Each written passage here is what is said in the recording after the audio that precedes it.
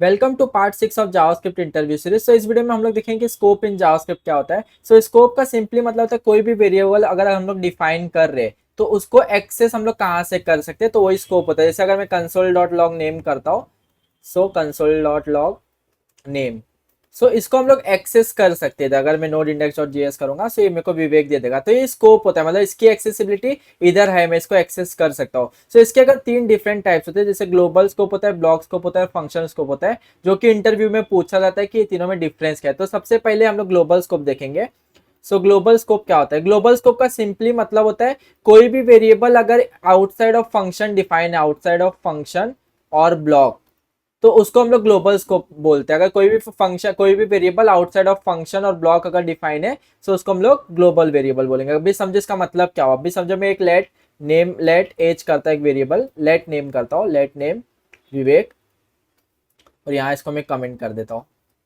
अभी देखो इसको अगर मैं फंक्शन एक ग्रीट करता हूँ और मैं कंसोल डॉट लॉग नेम करता हूँ और मैं इधर ग्रीट को कॉल करता हूँ सिंपली। देखो ग्लोबल स्कोप क्या बोलता है, आउटसाइड ऑफ फंक्शन और ब्लॉक। अगर ये देखो ये हमारा फंक्शन है और इसके आउटसाइड ये वेरिएबल है, तो ये जो वेरिएबल है ग्लोबल स्कोप वेरिएबल है, मतलब इसकी एक्सेसिबिलिटी इनसाइड फंक्शन भी हम लोग एक्सेस कर सकते हैं और कोई भी ब्लॉक के अंदर भी इसको एक्सेस कर सकते हैं। अगर देखो इधर मैं नोड इंडेक्स और जेएस करूंगा तो ये सिंपली मेरे को आउटपुट दे देगा विवेक, क्योंकि ये ग्लोबल स्कोप वेरिएबल है और ग्लोबल स्कोप वेरिएबल को हम लोग इनसाइड फंक्शन भी एक्सेस कर सकते हैं, इसके बाहर भी एक्सेस कर सकते हैं, फंक्शन के बाहर भी कर सकते हैं। अगर देखो मैं इधर भी कंसोल डॉट लॉग नेम करूंगा, इधर भी एक्सेस कर सकते हैं और इनसाइड ब्लॉक भी इसको एक्सेस कर सकते हैं। देखो इधर दो विवेक दे दिया, तो यही होता है मतलब ग्लोबल स्कोप। कोई भी अगर वेरिएबल आउटसाइड ऑफ फंक्शन और ब्लॉक डिफाइन है इसको ग्लोबल स्कोप बोलते हैं। अब आता है ब्लॉक स्कोप क्या होता है। अभी ब्लॉक स्कोप देखते हैं। ब्लॉक स्कोप का सिंपली मतलब है, अगर ब्लॉक स्कोप तो अगर कोई भी वेरिएबल अगर लेट और कॉन से डिफाइन है और इनसाइड अगर ये ब्लॉक है तो उसको हम लोग ब्लॉक स्कोप बोलते हैं, ब्लॉक स्कोप। इसका मतलब क्या होता है, अभी समझो मैं एक इफ ट्रू करता हूं, इफ ट्रू, और मैं सिंपली इधर एक वेरिएबल डिफाइन करता हूं लेट एज इक्वल टू 12 और कंसोल डॉट लॉग में एज करता हूं।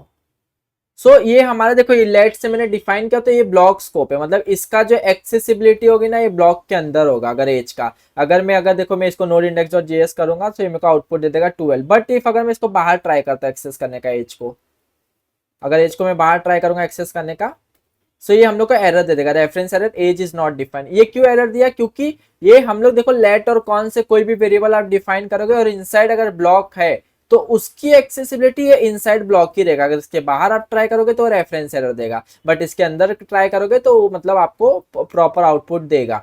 सिमिलरली अगर कौन से मैं डिफाइन करता हूँ उसके अंदर एक्सेसिबल रहेगा, ब्लॉक के अंदर आप कहीं भी एक्सेस करोगे तो एक्सेसिबल रहेगा, बट ब्लॉक के बाहर अगर करोगे तो ये भी आपको रेफरेंस एरर देगा। यही ब्लॉक स्कोप होता है, कोई भी अगर वेरिएबल लेट कौन से डिफाइन और इनसाइड ब्लॉक है तो उसको ब्लॉक स्कोप बोलते हैं। अब आता है हमारा फंक्शनल स्कोप क्या होता है। फंक्शन स्कोप क्या होता है? फंक्शन स्कोप सिंपली होता है अगर कोई भी वेरिएबल अगर वेर लेट और कौन से डिफाइन है और इनसाइड अगर फंक्शन है तो उसको हम लोग फंक्शन स्कोप बोलते हैं। अब इसका मतलब क्या है, अभी देखो मैं एक फंक्शन क्रिएट करता हूँ, फंक्शन ग्रीट,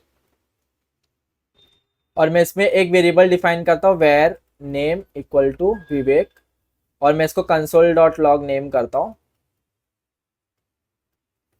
और मैं इसके बाहर भी ग्रिड को कॉल कर देता हूँ सिंपली। अभी देखो इसकी एक्सेसिबिलिटी है वेर से मैंने डिफाइन किया, वेर लेट और कॉन्स किससे भी डिफाइन करोगे, अगर इसको फंक्शन के अंदर डिफाइन है तो उसको एक्सेसिबिलिटी फंक्शन के अंदर ही रहेगा। अगर मैं नोड इंडेक्स डॉट जेएस करूंगा देखो ये विवेक मेरे को आउटपुट दे दिया, क्योंकि इसकी एक्सेसिबिलिटी फंक्शन के अंदर है, बट अगर यही मैं बाहर ट्राई करूंगा एक्सेस करने का ये मेरे को एरर देगा। अगर देखोगे अब मेरे को ये एरर देगा, से रेफरेंस एरर दिया, क्योंकि फंक्शन स्कोप अगर कोई भी वेरिएबल आप वेर लेट कौन से डिफाइन कर इनसाइड फंक्शन है तो उसकी एक्सेसिबिलिटी वो फंक्शन के अंदर ही रहेगा। अभी देखो अगर सिमिलरली मैं इधर एक इफ ट्रू करता हूँ, इफ ट्रू, और मैं लेट से एक और इधर डिफाइन करता हूँ एज इज इक्वल टू 12 करता हूँ, अब मैं कंसोल डॉट लॉग एज करता हूँ और मैं इसके बाहर भी एज ट्राई करता हूँ एक्सेस करने का। ये देखो अभी आपका क्या, इधर ये ब्लॉक स्कोप है, हम लोग को देखो ऊपर ही देखे थे लेट और कॉन्स हमारा ब्लॉक स्कोप होता है। ये जो लेट एज है ना ये ब्लॉक के अंदर ही एक्सेसिबल रहेगा, इसके बाहर अगर ट्राई करोगे एज को एक्सेस करने का आपको रेफरेंस एरर देगा। अभी देखो मैं simply node index dot JS करता हूँ, देखो एज इज नॉट डिफाइंड, क्योंकि ये लेट और कौन से अगर कोई भी वेरिएबल डिफाइन किया और इनसाइड ब्लॉक डिफाइन किया तो उसका एक्सेसिबिलिटी वो ब्लॉक के अंदर ही रहेगा, इसके अंदर ही आप एक्सेस कर सकते हो। बट अगर यही अगर वेर से आप करोगे, वेर से अगर समझो कर रहा हो वेर एज, और अब भी देखो मैं ट्राई करूंगा एक्सेस करने का, सो ये मेरे को आउटपुट दे देगा, ये मेरे को आउटपुट दे दिया 12। अब ये आउटपुट क्यों दिया, ये आउटपुट इसलिए दिया क्योंकि जो वेयर कीवर्ड होता है वो फंक्शनल स्कोप होता है, उसकी एक्सेसिबिलिटी है फंक्शन के अंदर तक है, मतलब ये अगर फंक्शन के अंदर आप ब्लॉक भी करोगे तो ब्लॉक के अंदर भी वो एक्सेसिबल रहेगा, और अगर वो ब्लॉक के बाहर, अगर ये ब्लॉक के अंदर आप डिफाइन किए तो ये ब्लॉक के बाहर भी एक्सेसिबल रहेगा, क्योंकि ये फंक्शनल स्कोप है ना कि ब्लॉक स्कोप वेयर कीवर्ड। तो ये इसका डिफरेंस होता है सो वेयर लेट और कॉन्स्ट में। और अभी एक एग्जाम्पल देखते हैं हम लोग जो कि इंटरव्यू में पूछा जाता है। अभी समझो मैं एक फॉर लूप चलाता हूँ, वेयर आई इक्वल टू 0 करता हूँ और i लेस देन 3 और i प्लस प्लस, और मैं इसके बाद अभी मैं ट्राई करता हूँ इसको एक्सेस करने का, कंसोल डॉट लॉग आई।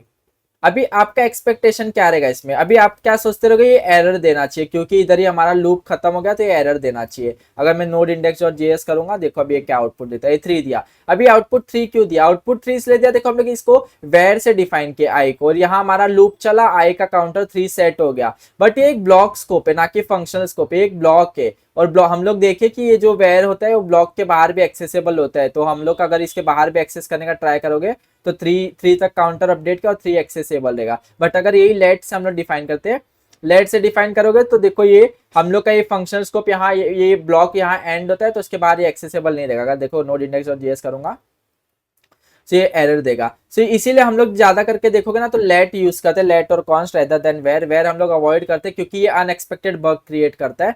और अगर एक और देखोगे तो स्कोप चेन होता है, एक स्कोप चेन जो कि पूछा जाता है इंटरव्यू में। जैसे अगर एक फंक्शन आउटर फंक्शन बनाता हूँ और इसके अंदर मैं लेट ए करता हूँ, लेट ए डिफाइन करता हूँ 12, और मैं एक और इनर फंक्शन डिफाइन करता हूँ, फंक्शन इनर, और इसके अंदर लेट बी करता हूँ, लेट बी 13, और मैं console dot log A B C करता हूँ, और सी में बाहर प्रिंट कर देता हूँ। अगर इधर मैं लेट सी करता हूँ,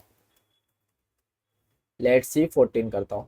सो अब भी देखो मैं सिंपली इधर इनर फंक्शन कॉल कर दूंगा इसके अंदर, और बाहर से आउटर फंक्शन कॉल कर दूंगा। अभी देखो इसमें आपका एक्सपेक्टेशन क्या रहेगा, मतलब अभी देखो इसका आउटपुट कैसे रहेगा। अगर मैं नोड इंडेक्स और जेएस करूंगा ना, तो देखो ये क्या दिया, 12 13 14 दिया। अभी ये कैसे रन हुआ, पहले देखो सबसे पहले ये फंक्शन रन होगा हमारा, देखो आउटर फंक्शन कॉल हुआ, फिर इनर फंक्शन इन्वोक हुआ। अब ये कंसोल डॉट लॉग क्या कह रहा है, ए बी सी। तो सबसे पहले ये जो ए है ना, ये अपने स्कोप में ढूंढेगा कि मेरे स्कोप में ए है कि नहीं, तो ये नहीं है तो फिर ये जाएगा आउटर स्कोप में, आउटर स्कोप में ए है कि नहीं, ए है तो सिंपली ए प्रिंट कर देगा। फिर अगर इसको बी चाहिए, बी अपने स्कोप में पहले चेक करेगा बी है कि नहीं, बी है तो ये सिंपली बी प्रिंट कर देगा।